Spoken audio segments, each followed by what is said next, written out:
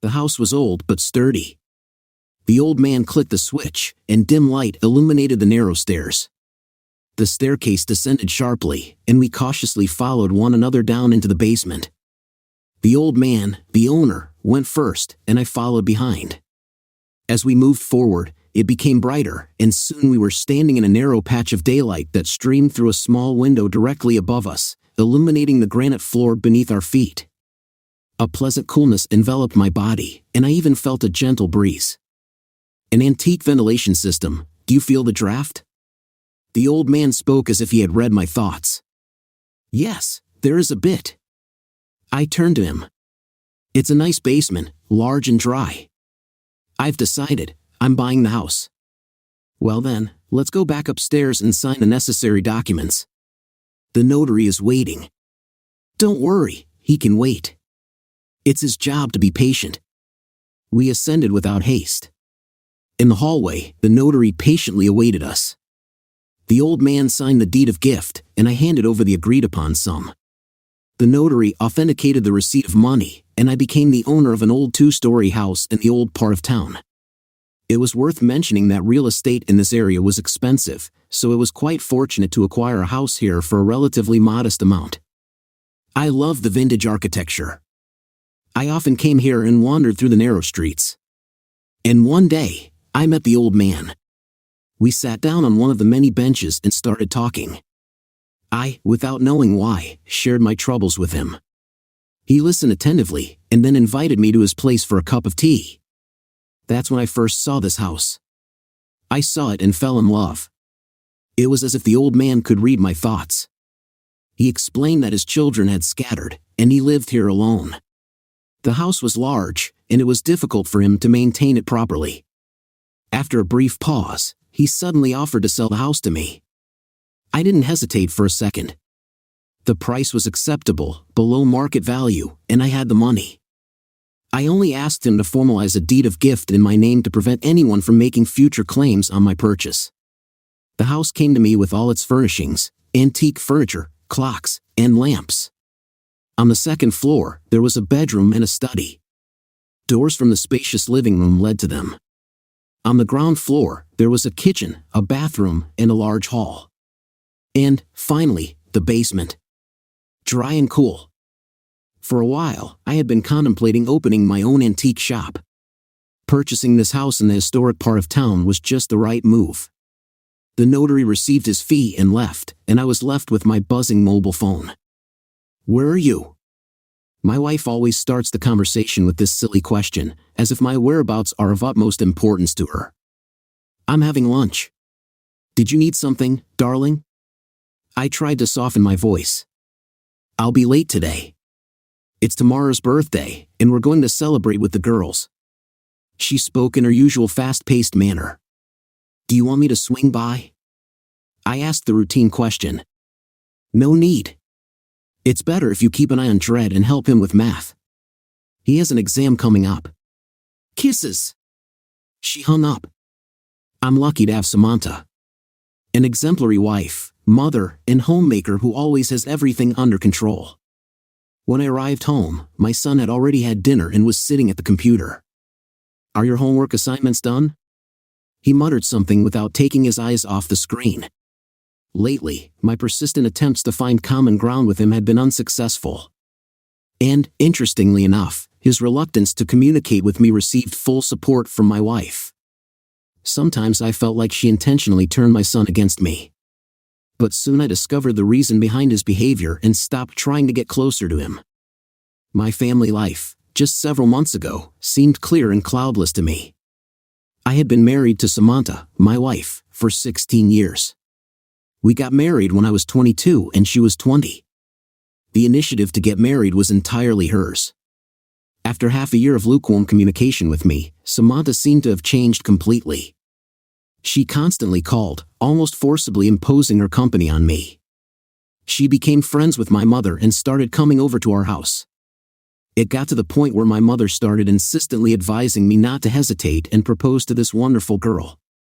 She even went to visit Samantha's parents, and their decision to marry us became even more solid. Through their persistence, they convinced me that good things don't wait, and I proposed to Samantha, Needless to say, she immediately agreed to be my wife, and 3 months later, we got married. However, Samantha didn't appeal to my father. But he chose to stay silent and not interfere in women's matrimonial matters, observing the process of his own son's seduction from a distance. When we got married, Samantha was already 2 months pregnant. As a decent person, I was obliged to marry her, and 7 months later, Dred was born. With the combined efforts of our parents, they bought us a 2-bedroom apartment, so there were no problems with our living arrangements. The first 5 years were wonderful. I am an art historian by profession. After 8 years of working in a museum, I unexpectedly got a job offer from a large antique firm. I worked as an appraiser while also advising collectors and gaining practical experience in the field. After some time, I developed my own circle of regular clients, and I had a certain reputation among them. Samantha worked at a real estate agency, and Dred was growing up. Interestingly, the more he grew up, the less he resembled me. I didn't discuss this with Samantha, afraid of unintentionally offending my wife. However, I did talk to my mother about it.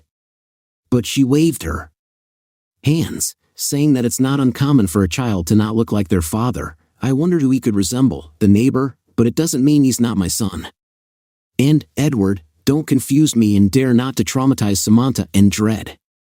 After my father's death, my mother transferred her apartment to my son, bypassing me. When I asked her why she left the apartment to someone else, she stated that it didn't matter since Dred is my son. In the conversation, she accidentally revealed that it was Samantha who suggested it and even brought a notary. That's when I first felt that something was wrong. 2 years later, my mother passed away. The apartment was rented out, and the rent money went into my wife's pocket for her own whims, as she often liked to repeat. Everything in my family seemed fine. Until that moment when I dialed my wife's number and accidentally stumbled into her conversation with some unknown man. At first, I wanted to hang up, but then the conversation piqued my interest, and I instinctively pressed the record button on my phone. My beloved wife, Samantha, complained to the stranger that she couldn't bear it anymore and was ready to leave this pitiful idiot. I understood that she was talking about me, right now. Then she asked the person if he missed their son and if it was time to tell him everything. On the other end, the man chuckled and said they needed to wait a little longer. And that was the end of the conversation. Have you ever been stung by wasps, not just anywhere, but on the head? It felt like a whole swarm of wild wasps had struck my skull with full force. In that moment, I had the sensation that a whole colony of wasps had bitten me. There was a pounding in my head like a sledgehammer. My legs and arms turned weak, and my breathing became shallow. My first instinct was to strangle that man and give my wife a good thrashing, or at the very least, express my feelings to her. Then, little by little, I began to cool down, realizing that it would get me nowhere, and apart from causing major problems, I wouldn't gain anything.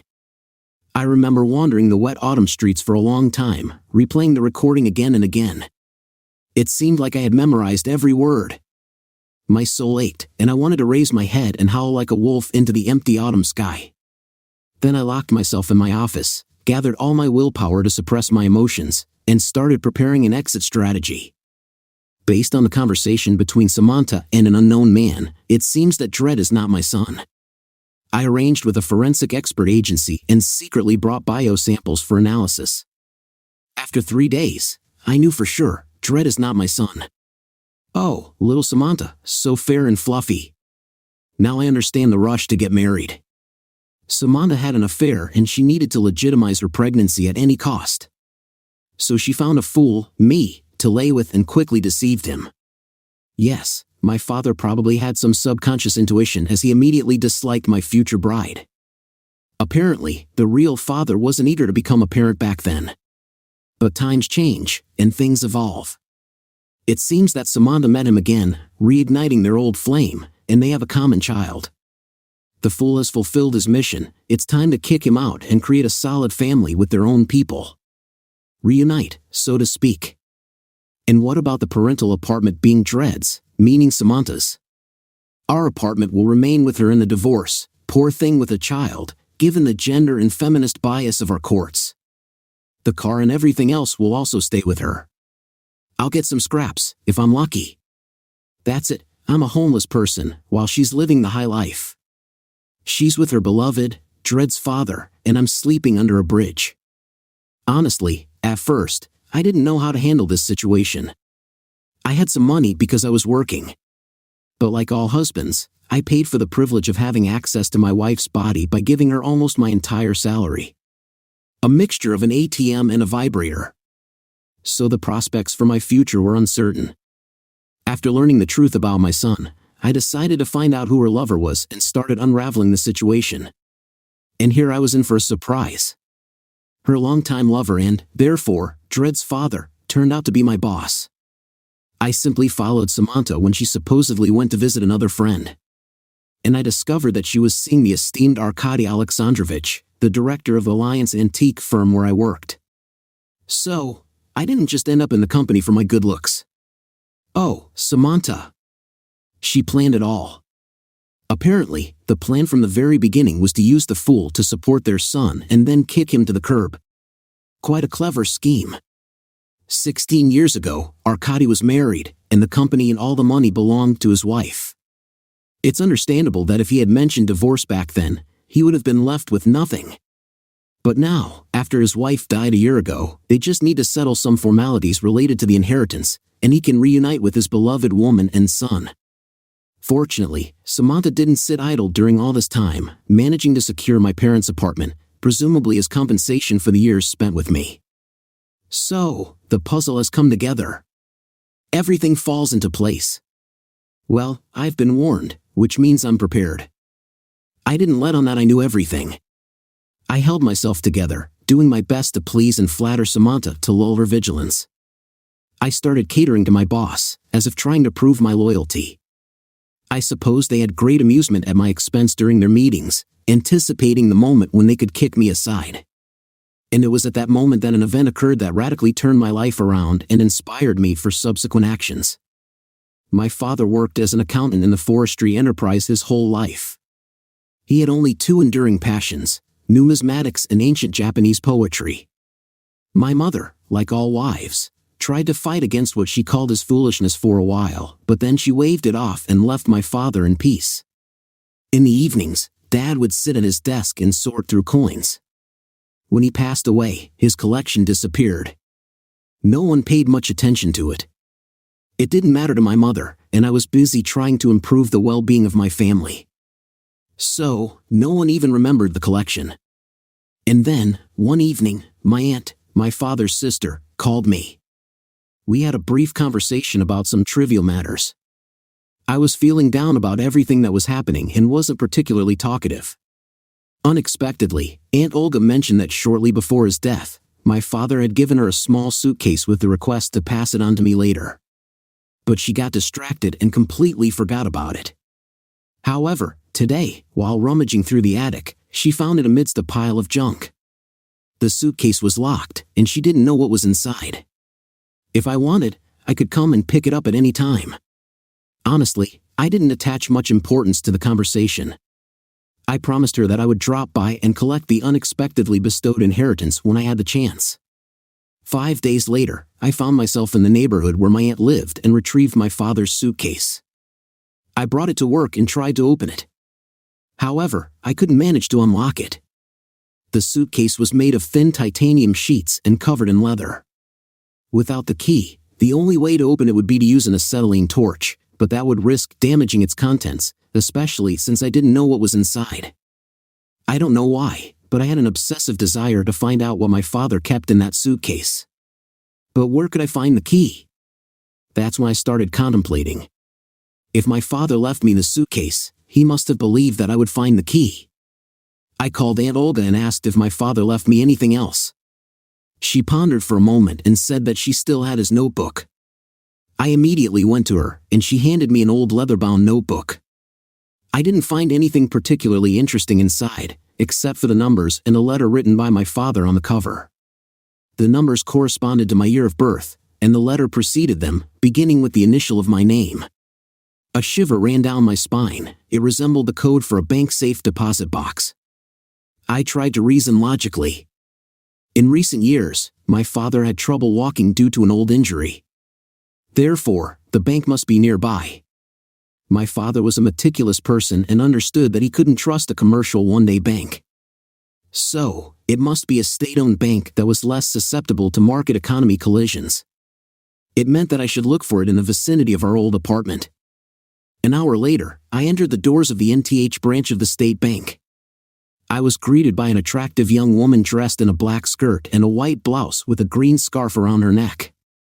I explained the situation, and she offered me a seat while she disappeared behind the door leading to the depths of this temple of money. They brought me coffee, and I was astonished by such extraordinary service.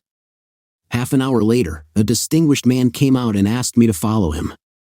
I found myself in a spacious office in the company of the bank's head of security and the senior cashier. They asked me to provide the code, and then they asked for my father's initials.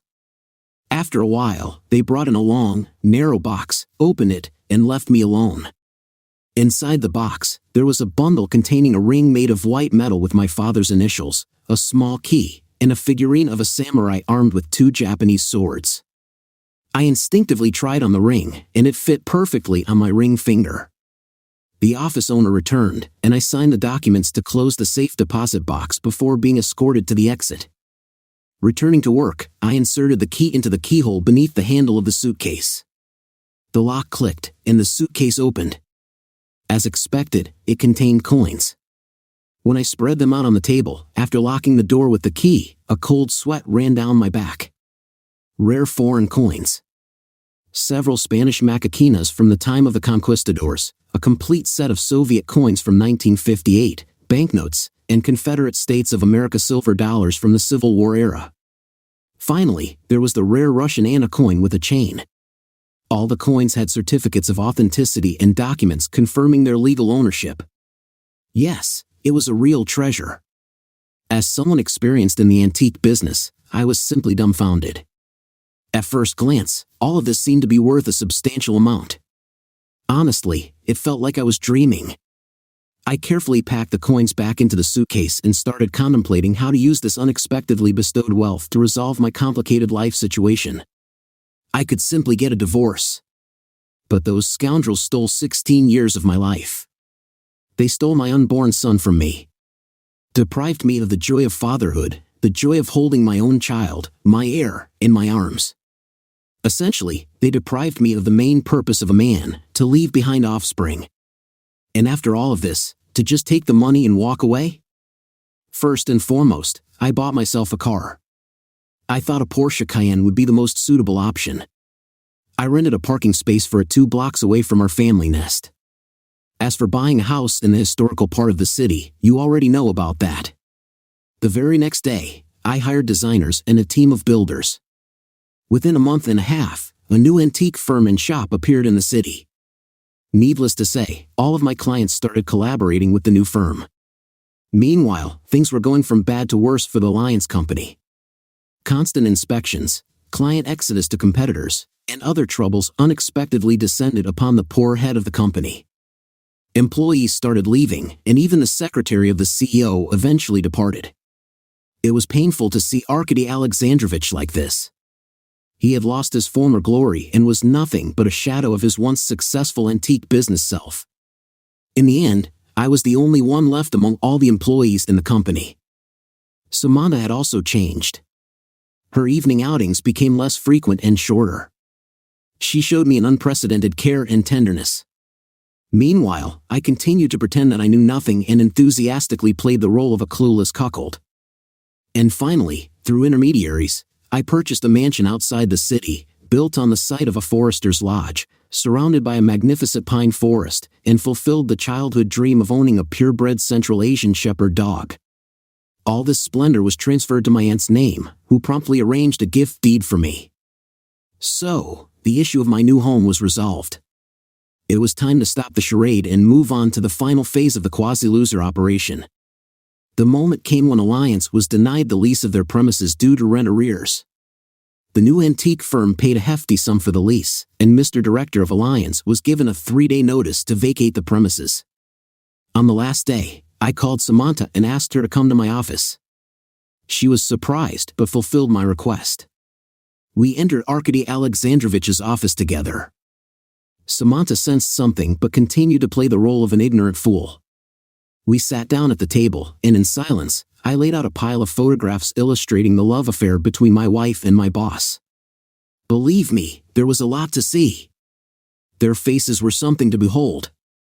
I even started to worry that Arkady Alexandrovich would collapse from the shock. Samantha sat there with a stony face, tears streaming down her cheeks. I even began to feel sorry for her. And to avoid succumbing to pity, I turned on a voice recorder, and the dialogue between the two lovers about the prospects of the cuckolded fool who had fulfilled his mission began to play in the office. I didn't want to interrupt their enjoyment of the recording, so I stood up and headed towards the door without turning back. "Edward!" Samantha's voice expressed a storm of emotions. Anger, disappointment, and finally, fear. "Wait, you misunderstood everything." I didn't turn around. Damn, how cliché. Now all that was left was to hear, "That's not what you think." As I reached my car, I couldn't resist and looked up. Samantha, flushed, and my former boss, as pale as chalk, were looking at me from the second-floor window. I politely bowed, waved my hand, disabled the alarm, and climbed into the driver's seat. For a moment, it seemed like the samurai figurine swinging on the chain playfully waved its swords and winked at me. I started the engine, moved forward, and within moments, merged into the stream of cars hurrying somewhere endlessly. Next story. You might have noticed some spots in your house that get pretty dusty, but you usually miss them when cleaning. These places, like the top shelves behind the TV, delicate items, the bottom of furniture, and windows, often don't get cleaned. I replace windows for a living and usually think that tough guys don't really dust, but sometimes even I have to do it. This all started when I was putting new sheets on the bed. I don't brag about it to my buddies, but I don't mind doing it. Fresh sheets are great for relaxing. Once, while fixing the sheets, I accidentally knocked down one of my wife's ceramic angels from the shelf over the bed. Luckily, it fell on the mattress. Standing on the bed in my socks, I saw that the shelf was really dusty. Since no one was around, I took a good washcloth and started to clean it. Right before I began, I noticed something. One spot around another angel looked clean, like someone had just touched it. It couldn't have been just my wife because she wouldn't clean just one part of the shelf, and she probably couldn't reach the sides even if she stood on the bed. When I took a closer look at the angel, I found something crazy, a camera lens in one of its eyes. I had a bunch of thoughts, some pretty worrying. In the end, I decided to just leave everything as it was. I went downstairs, made some coffee, and thought about what was going on. I was really puzzled about why Cynthia would put a camera in our bedroom. A bunch of ideas crossed my mind. Maybe she was checking if I was cheating, wanted to make videos for herself when I wasn't there, or even to tape times with someone else. But then, a scarier thought hit me. What if she was selling our videos or sharing them with someone? That idea freaked me out. I didn't really believe she was cheating, but this tech stuff was way over my head. So, I reached out to the security expert at our company. He's a pro with home security systems and works with private detectives a lot. He made it clear that finding where the camera was recording to was super important. I asked him to help me out, and he agreed to come by right away. Why do we need to find where it records so fast? I asked Paul Ryan. There's a big chance you were on camera when you found it, Paul said. If the camera isn't live streaming, once someone checks the recording, they'll know you saw it. That could make it harder to figure out who put it there. Wouldn't you first want to know what's been recorded? Man, I didn't think about all that, I said. After conducting a thorough search, we located the recording device in our basement, hidden behind some old paint cans on a shelf. Paul removed the disc, and we went upstairs to insert it into the DVD player. The footage included scenes from a couple of nights, including moments of intimacy between Cynthia and me, which barely crossed the line into graphic content. It also featured the moment when I discovered the camera. Upon inspecting the disc, Paul remarked, "Here's some good news. It seems no one has checked the latest video, and it doesn't appear to be actively streaming to anyone's computer. However, I can't be entirely certain. We can manipulate the recording on the disc so that whoever finds it will think it's corrupted, and they won't see your image or suspect that you discovered the camera. That should buy you some time to figure things out. Do you need any further assistance from me?" "No, Paul, why don't you go make yourself a cup of coffee? I suggested. I'll let you know when I'm finished. As Paul wrapped up his work, I returned to the kitchen table with my coffee, pondering how to approach the task of informing Cynthia about the camera. I considered several approaches, ignoring it, testing her reactions, or directly confronting her. The last option didn't sit well with me, especially given Cynthia's recent irritability. Accusing her without concrete proof could potentially trigger an explosive reaction, and I wondered if her moodiness might be connected to the camera. After Paul had completed his work, I treated him to a beer. After careful consideration, I decided to proceed with a rather unconventional plan.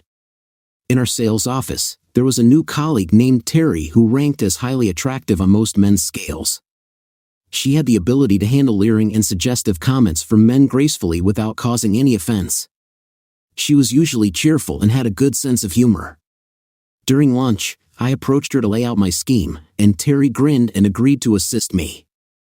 Interestingly, my wife was acquainted with one of the secretaries in the office, Harriet, as the secretary used to work at the same place where Cynthia currently works. I knew they had regular conversations, often discussing my interactions with other women at the office. Cynthia's distrust towards both me and other women had its origins in the revelation that she wasn't my first choice as a wife, which came to light during an incident at my high school reunion. My former rival, Dale, openly disclosed to Cynthia and those present that he had previously dated a woman we had both been involved with. Regrettably, she was my preferred choice, but I ultimately became the second option. Shortly after their engagement, I crossed paths with Cynthia, dated her, and eventually married her. Some suspected it might have been a rebound situation, but despite the circumstances, my love for Cynthia remained unwavering for over a decade. The new woman and I strategically positioned ourselves within earshot but out of sight from the secretary. Ryan, I can't wait to explore that new game in bed. When can we give it a try? I played along, responding, I might be able to arrange a long lunch break tomorrow. Can you? No problem. I'm thrilled. I've never attempted that in bed before. Neither have I, and there's no one I'd rather try it with for the first time than you. Thanks, that means a lot. The trap was set, and now I had to wait and see if it would elicit any reaction. Upon arriving home, Cynthia was in the kitchen wearing a displeased expression. She asked, Ryan, do you want to have lunch together tomorrow? It's been a while, all the while clearly observing my reaction. I stumbled over my words, replying, I'm doing well, but I actually have lunch plans already. I see. Can I get a rain check? I reassured her, saying, you know I wouldn't usually pass up lunch with you, but it's an old client who owns an apartment complex, and I wouldn't want to disappoint them. I was content with my acting skills. She gave me a knowing look and responded, oh well, maybe another time. For the remainder of the evening, we maintained our distance, both physically and emotionally. I read a sports magazine and watched TV while she did laundry and worked on crossword puzzles. Both Terry and I went to bed at our usual time without initiating any physical contact. The following day, Terry and I discreetly left, informing Harriet of our departure before heading to my house. We proceeded straight to my bedroom, positioning ourselves directly within the camera's view. I asked, are you ready for a great time? Terry replied, yes, who goes first? I produced a deck of Uno cards, dealt 7 to each of us, and began playing Uno in bed. After several rounds, we decided it was time to return to the office. As we passed by the secretary again, I quipped, thanks, that's the most fun I've had in bed in a while. Terry added once we were out of earshot, expressing her eagerness to hear about my conversation with my wife later that night. The remainder of the afternoon at work proved to be a struggle as I was uncertain about what awaited me at home. Finally, the workday came to an end, and I headed back home, taking my time to allow Cynthia enough opportunity to see the video. I couldn't help but wear a wide grin. Upon arriving home, I was surprised to find Cynthia sitting on the couch, tears flowing down her face. Her sorrow quickly transformed into anger upon spotting me. How could you, she exclaimed. With a girl half your age. What about our marriage? I pretended to be clueless and responded, what girl? I don't understand. Cynthia continued, don't play dumb. I heard about it, bringing her into our home, cheating in our bed. I saw the disheveled bed. I want you to leave now. I protested. Wait, you couldn't have seen anything incriminating. What are you talking about? Cynthia, Ed, I didn't see anything. I heard it from Harriet about your rendezvous with the new girl. You were practically boasting about it. You think you got away with it because there's no proof, but I know. I was taken aback and asked, wait a second, you do have proof? You didn't watch it? What proof? What are you talking about? Cynthia angrily replied, the video from the camera you hid in our bedroom. What camera? In what angle? What are you talking about? I feigned ignorance, saying, don't play dumb. You know exactly what camera. You put it there. I vehemently denied it, stating, I didn't put any camera anywhere. If I had one now, I'd put it up yours. I can't believe you're treating me like this. You probably removed the camera after witnessing what I did. Now you're attempting to cast me as the antagonist by fabricating stories. If you're insinuating any involvement on my part with a spy camera in our bedroom, you're either fabricating it or you're the one responsible for it. It may not be helpful at the moment, but I will investigate. Cynthia followed me upstairs, and I noticed that the angel above our bed was missing. The dust remained, but the angel was absent. Notice the absence of the angel with the harp? I no longer possess an angel with a harp. You took it. I should have expected as much. I'll see if you also remove the recording device. What recording device, Cynthia? Are you pretending, or are you going to complete that sentence, and you'll regret it? We proceeded to the basement, checked behind the paint cans, but found no trace of the recording device. No, you disposed of that as well. Stop accusing me and elucidate what's happening. Let's go upstairs, have coffee, and discuss this at the kitchen table. I recounted the story of the sheet, the dust, the angel, and the security expert. Since I hadn't installed the camera, I suspected she had. We'll address your false assumption about me installing cameras later.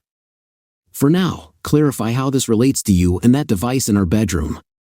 I suspected you planted the camera to catch me in an affair, so I thought I'd retaliate by staging a scenario with a coworker, making it appear as though we were about to engage in a midday fling in our bed.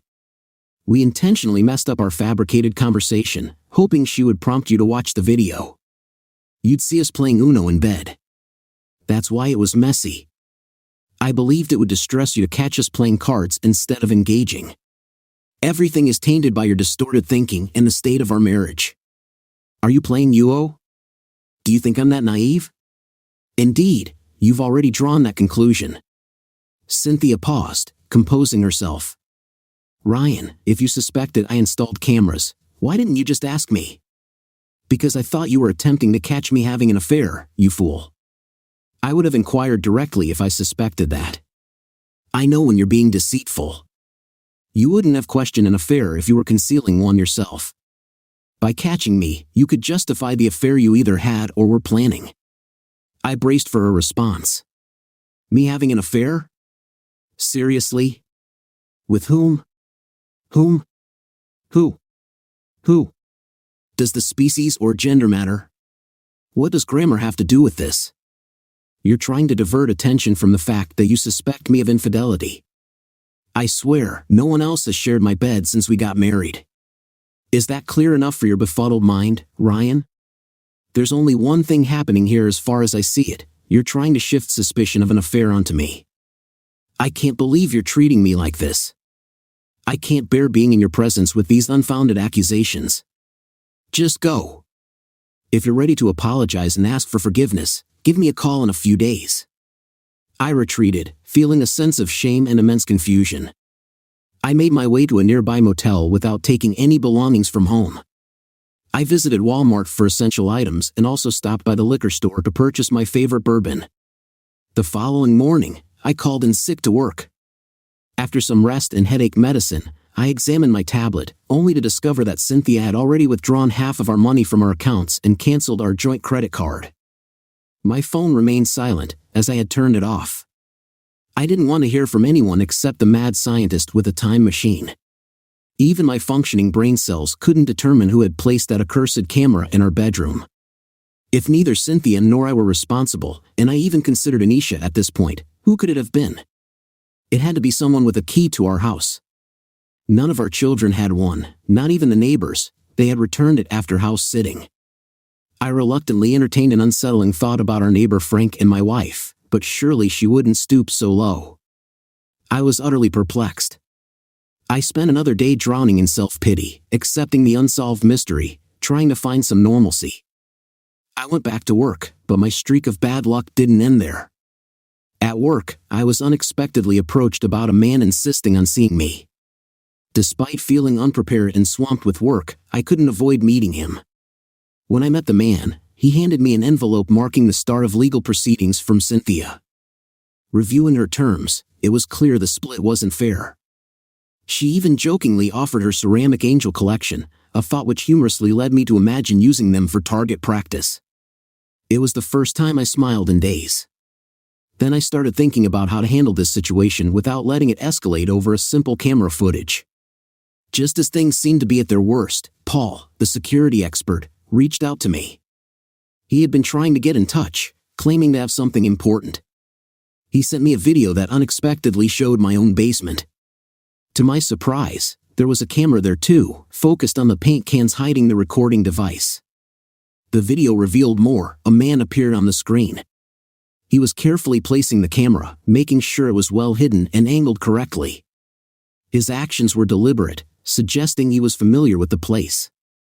This man, unknown to me, took the recording device and held the angel camera, indicating his involvement in the setup. He had arrived shortly after Terry and I had been in the basement. This new revelation added another piece to the puzzle, implicating a man possibly connected to Cynthia's past or her workplace, as our neighbors were unlikely to be involved. I returned Paul's call, questioning how the camera ended up in my basement and if he was responsible for it. I revealed that I had been carrying a camera as a precaution after discovering the device, thinking he might want to be informed if someone attempted to tamper with it. I hadn't disclosed this earlier to avoid raising suspicions.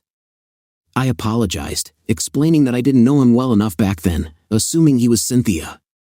I inquired about how the intruder knew to take the belongings and mentioned the possibility of another live streaming camera being involved. I forgave his hidden camera tactic and offered a reward for helping identify the man. While flowers were appreciated, I hoped he meant a Hershey's kiss. I asked if he knew of anyone who could be behind it, specifically someone at Cynthia's workplace. He mentioned Harry but expressed reluctance to inquire, as it might be risky. There was someone else who didn't hold me in high regard at her office. I recounted how I had discreetly approached Harry, startling her when she noticed me looming. She threatened to call security, but I implored her, mentioning that someone was interfering with my marriage and asking if she recognized the man in a photo from her time working with Cynthia. Initially reluctant, she eventually provided information about the person we referred to as the water cooler warrior, Thomas Bell, who had spun tales about military experiences during breaks but was in reality a supply clerk. Despite the truth coming to light, we had kept it under wraps to protect HR. He considered himself a ladies' man, particularly with Cynthia. Did she fall for his act? The man looked up fearfully, whimpering and insisting he was harmless. Despite his fear, I pressed him for answers about why he had installed the camera in our bedroom. He admitted his feelings for Cynthia and his hope to drive a wedge between us. His plan had been to catch me cheating, prompting Cynthia to leave me. He had copied her keys and planted the cameras when we were out, checking the footage periodically for about 3 months. When confronted with the fact that nothing incriminating had been recorded, he hesitated to respond. His desperation led him to consider using the footage to convince Cynthia that something was amiss, in hopes of persuading her to divorce me. He claimed he was on the verge of convincing her even without the video. Cynthia's arrival interrupted our confrontation. She was shocked and angered, admonishing me for attacking the man named Tom. Despite my protests and his confession, Cynthia was in disbelief and ordered me to leave. She warned that she would call the police for assault if I continued. With rain threatening, I hurriedly collected my essentials from the driveway where my belongings had been left for 2 days. In my anger, I scattered the rest around the yard. I decided against informing Cynthia about Tom's confession, realizing she had her own narrative, preparing for the impending divorce. I hired a private investigator on Paul's recommendation. I pressed charges against Tom for breaking into our house, but Cynthia countered, claiming she had allowed him to install the camera.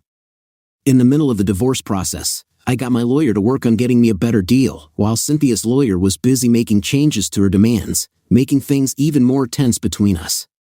Around this time, Paul gave me a call. We decided to catch up over dinner, and I was expecting to hear some interesting stuff from him. During dinner, Paul filled me in on what he found out about Thomas Bell, the guy Cynthia had an affair with. It turns out Thomas's wife isn't the brightest, but she's definitely attractive. They got together back in high school when she fell hard for his sweet talk, ended up pregnant, and then they got married. Now Thomas feels embarrassed to be seen with her in public, so they mostly keep to themselves or hang out with family. This got me thinking about how this all ties into my divorce. Paul mentioned that a private investigator they hired had a hunch that Thomas might still have videos of Cynthia and me. To avoid drawing attention, they sent another investigator from a different city to Thomas's house. Thomas's wife, thinking this guy was a colleague, let him in and showed him where the videos were stored. Some of these videos were labeled with Cynthia's name. When I looked at them, they showed Cynthia and Thomas in our bed, and there were some of me too. It was mostly just them being affectionate, nothing too graphic. It looked like Thomas wanted to take things further, but Cynthia wasn't going along with it. I asked Paul if we could use these videos in court, but we figured we couldn't. However, they were revealing enough to make Cynthia uncomfortable. I thought about using this as a sort of leverage. I decided to let Cynthia know I had the videos, but I planned to do it carefully, without revealing how I got them or what my plans were. I had to be cautious because both the private investigator and I could get in trouble if I wasn't careful. Watching those videos stirred up a lot of emotions in me. I was angry but also felt sad that Cynthia would risk our marriage over someone so unremarkable. I decided to take a subtle approach and sent one of the videos to Cynthia anonymously. I made sure there was no way to trace it back to me. A few days later, Cynthia got in touch with me for the first time since our split. She wanted to know if I had shared the video with anyone else. I assured her that I had always been honest with her, even though I wished I could say the same about her. In our conversation, Cynthia reached out to me for the first time since our separation. She was clearly distressed, asking if I had shared the video with anyone else. I assured her of my honesty, highlighting that I had always been truthful in our relationship. Cynthia admitted that she couldn't say the same, acknowledging that she deserved my mistrust. Her main concern was whether the video had been circulated beyond us, as she believed that would irreparably damage any chance of reconciliation. She expressed hope that we could still mend things. Cynthia didn't shy away from the truth. She admitted that while she and Thomas never had physical closeness, she couldn't guarantee it wouldn't have happened if things had continued. She partly justified her actions by pitying Thomas, who had a challenging family life, but admitted that wasn't the whole story. She confessed that the thrill of receiving another man's admiration played a significant role. She acknowledged my consistent praise over the years but explained how coming from a husband, it eventually felt less sincere. Cynthia then reflected on a specific incident at a reunion where a man commented on me not ending up with the woman I originally wanted. She felt belittled by this, as though she was just a consolation prize, and deeply hurt that I didn't defend her or affirm my commitment to our marriage. Her silence during this time led her to believe I might have viewed her in the same diminishing light. She explained that entertaining Thomas was partly an attempt to prove to herself that she was someone's first choice. Cynthia also admitted her harsh reaction to me during our earlier conflicts was fueled by her own guilt over what she had done with Thomas. Initially, she filed for divorce as a shock tactic, hoping it would jolt me into action. However, the emergence of the tapes with Thomas destroyed that hope, as she hadn't realized the extent of Thomas's manipulation. Cynthia expressed that she deserved punishment for her actions and would carry the guilt with her. Despite this, she hoped that the love and good times we had shared over a decade could be a foundation to rebuild our relationship. In our extended conversation, Cynthia seemed to grapple with a mix of emotions. She asked if I was still listening, and I admitted I was holding back from saying something I might regret. I confessed to feeling a profound sense of hatred for someone I still deeply loved. When I questioned her about her relationship with Thomas, she informed me that he was no longer in her life, expressing regret for being flattered by his attention. She revealed that Thomas had been fired from his job after assaulting his wife upon discovering that someone had taken his videos, which he suspected was done on my behalf. His arrest for the assault and battery on his wife led to his dismissal. Cynthia felt guilty for his wife's suffering and suggested that perhaps both of us had made mistakes, proposing the idea of starting anew. She believed we couldn't erase the past but could move forward together, helping each other to forgive and forget. I expressed my uncertainty, struggling to reconcile her words and actions, particularly those captured in the video with Thomas.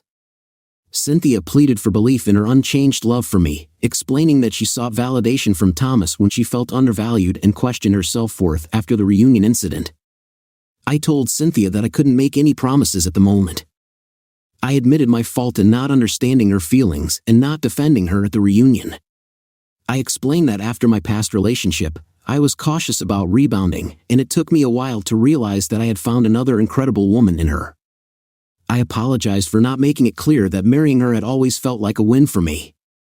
Cynthia mentioned that the recording put her in a difficult position regarding the divorce, and she was not in a strong place to negotiate.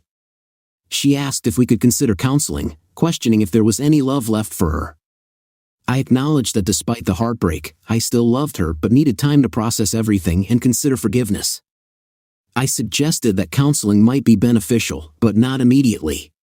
We both agreed to delay the divorce hearing, giving us time to contemplate our next steps. As the days turned into months, Cynthia and I continued to navigate the complexities of our strained relationship. She started attending counseling sessions, using her own funds to cover the costs. Occasionally, she'd suggest we meet up to talk, usually preferring to do it at our house, but I often suggested meeting at Starbucks instead. Our meetings were pretty straightforward, mostly just updates on what was going on in our lives.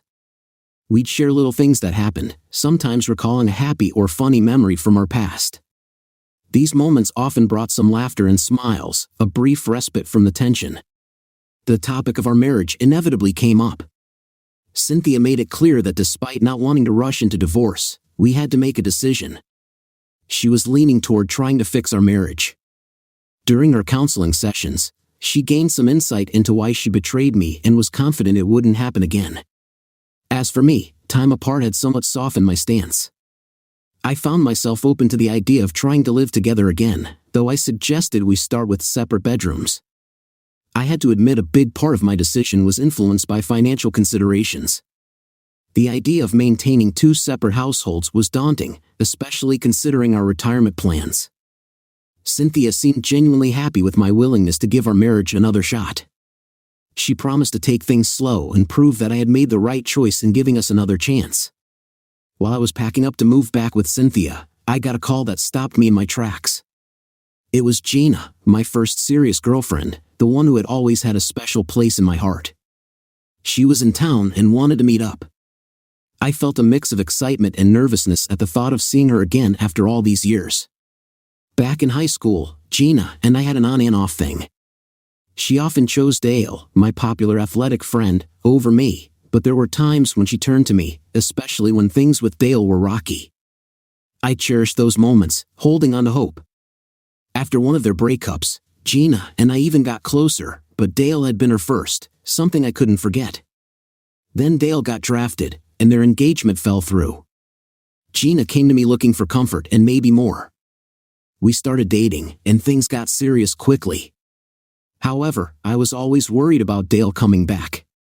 My worst fears came true just 3 days after Gina and I got engaged. Dale returned, and Gina left with him, leaving me a note of apology and returning the engagement ring I'd given her. I've kept that ring hidden ever since. Now here I was, years later, sitting in my car outside the hotel where I was about to meet Gina again. I was early, trying not to seem too eager, but my mind was racing with what this meeting could mean. I decided to keep my guard up and listen more than talk. Seeing Gina again brought back a flood of emotions. She had changed over the years, but to me, she was still stunning. We greeted each other, and I couldn't help but notice how she still affected me. We sat down for dinner, both of us ready to share the long stories of our lives since we'd last seen each other. Seeing Gina again after so many years was surreal. She had changed, sure, her hair was now highlighted, there were wrinkles, and she'd put on some weight, but to me, she was as stunning as ever. As I walked up to her, my nerves almost got the better of me. We exchanged greetings, and there was an undeniable warmth in her embrace.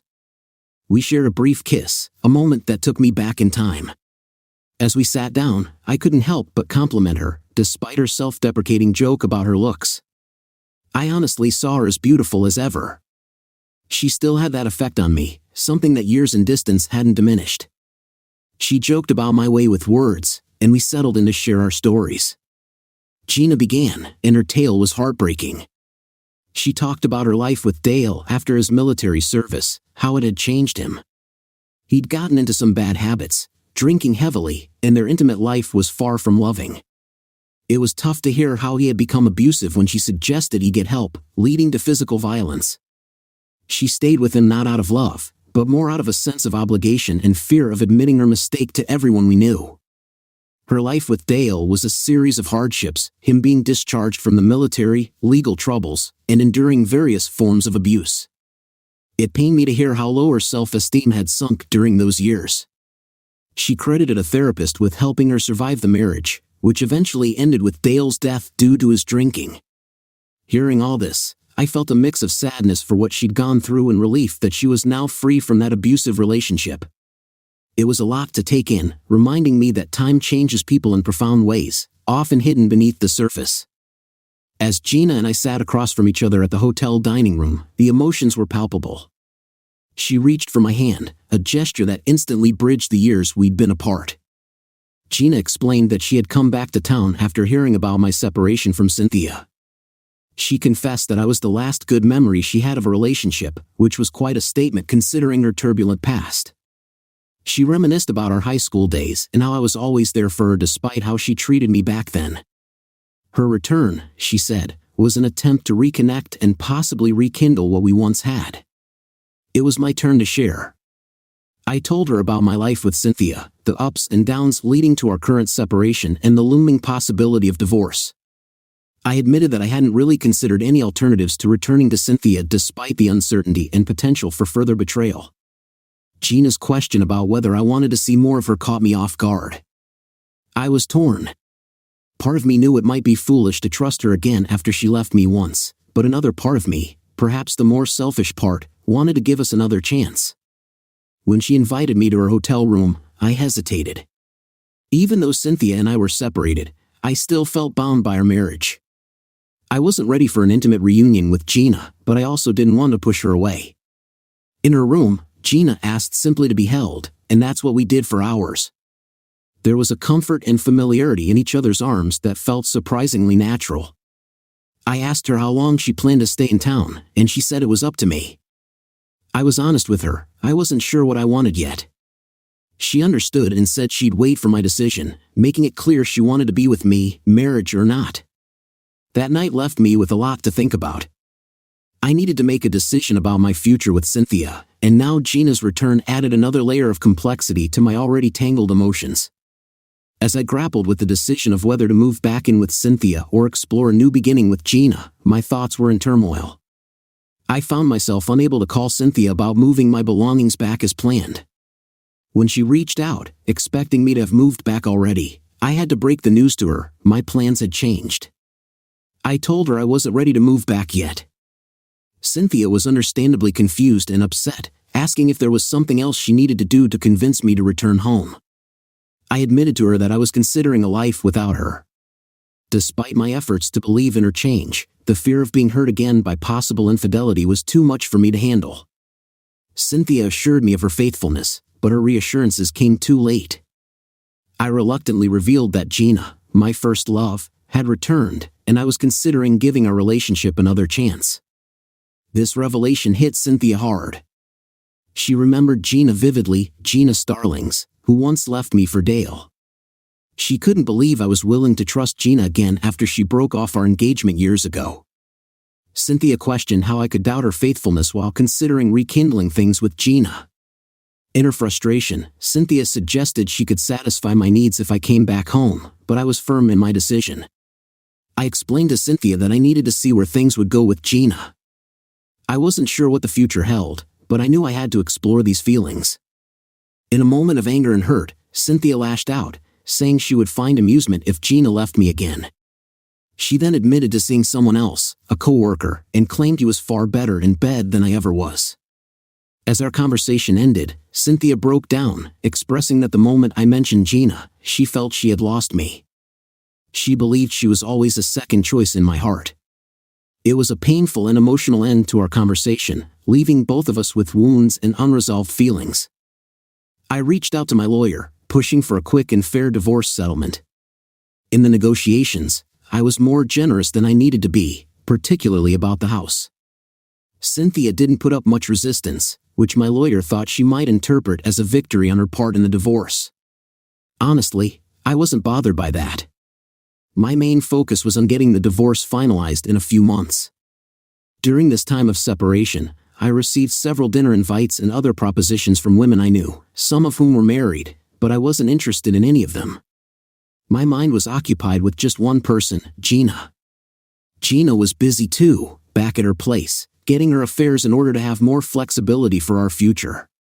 We stayed in constant touch, talking every night and visiting each other on alternate weekends. It was during one of our phone conversations that Gina brought up the topic of moving in. She had almost finished sorting out her things and asked if I had found an apartment for her. I hadn't looked for an apartment because I wanted her to move in with me, into our place. Gina seemed okay with the idea but mentioned there was one thing we needed to sort out. Curious, I asked what it was. She playfully hinted that she didn't want two different names on our mailbox. It led to a lighthearted back and forth about how we could solve this problem. I suggested, half-jokingly, that getting married and sharing a last name would do the trick. Gina, not missing a beat, urged me to properly propose. When I finally did propose, Gina was overwhelmed with emotion, especially when I revealed that the engagement ring I had for her was the same one I gave her years ago and had held on to. We agreed to find a more modern ring with a noticeably larger diamond. Gina accepted my proposal, reflecting on how our past experiences, including her years with Dale, had perhaps cleared the way for us to be together now. She pledged her unconditional love to me, a promise that filled me with happiness. However, I playfully added that I had one important condition for our marriage: I get to be the one who dusts the furniture. It was a light moment, but it signified a new chapter for both of us, a chance to build a life together based on our past experiences and present love.